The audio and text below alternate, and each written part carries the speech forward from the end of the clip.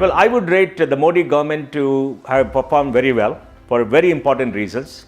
One, our GDP has grown by 76 lakh crores from the time he came to power till 2019 March, if you look at estimates, and that is very large. The inflation during this period has been only 4.5%. The last UPA government grew the GDP by 56 lakh crores at market value, and the average inflation was 10%. So GDP has been higher, inflation has been lower. That means our savings have been protected. If I put money into a bank deposits and earn 7%, and inflation is 4.5%, I earn 2.5%. If I put money into a bank deposit, I get 8.5%. Inflation 9%, I lose my money. So in the UPA 2 era, all of us lost our money. Savings are lost. The middle class has been devastated. The poorer class have been devastated. So on top of it, the economic performance has been very good. Second, the Modi government has spent much more on infrastructure than the previous two UPA governments.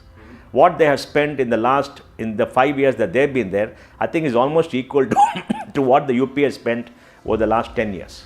We have seen many more roads, many more bridges, the Northeast has developed, the railways infrastructure has gone up very largely. I think the railways are spending something like about 6.5–7 lakh crores for the last 5 years, and they've been rejuvenated. There are no unmanned railway lines anymore, because railway crossings anymore, and we have seen the airports work at peak capacity.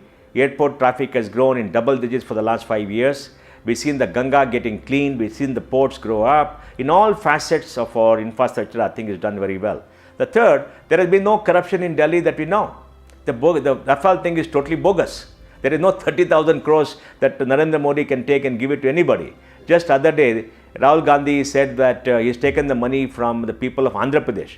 I'm sure Babu will be surprised that where was the money that he couldn't take for his own people that Modi took to give it to from the people of Andhra Pradesh. It's a joke, and they're lying through their teeth, and not the people of this country are asserting this teeth. So I think on all economic indicators, jobs, I think totally about 3.5 crores to 4.5 crores jobs have been created. In transportation sector, based on data, 1.5 crores have been created. In the professional sector, based on data, about 40 lakhs have been created. And in the EPFO data and the ESI, another about 1.5–2 crores jobs have been created.